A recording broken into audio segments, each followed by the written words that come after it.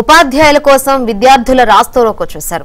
పాఠశాల ప్రారంభమై నెల రోజులు గడుస్తున్నా పాఠాలు చెప్పేందుకు గురువులు లేరని ఖమ్మం జిల్లా సూర్యాపేట ప్రధాన రహదారిపై నిరసన వ్యక్తం చేశారు. ఖమ్మం జిల్లా కుసుమంచి మండలం పాలేరులో ప్రాథమిక పాఠశాలను ఉన్నత పాఠశాలగా అధికారులు అప్గ్రేడ్ చేశారు. ఉన్నత పాఠశాలలో 6 నుంచి 10 వరకు తరగతులు ఉన్నాయి. ఉపాధ్యాయుల ఖాళీలను భర్తీ చేయకపోవడంతో పాఠశాల ముందు ఉపాధ్యాయులు లేకపోతే తమ పిల్లలకు సరైన విద్య అందదని తల్లిదండ్రులు ఆందోళన వ్యక్తం చేశారు. టీచర్లను వెంటనే నియమించాలని డిమాండ్ చేశారు. ఉన్నతాధికారులతో మాట్లాడి ఉపాధ్యాయులను కొద్ది రోజుల్లో సర్దుబాటు చేసి పాఠశాలకు పంపిస్తామని ఎంవీఓ తెలపడంతో వారు ఆందోళన విరమించారు.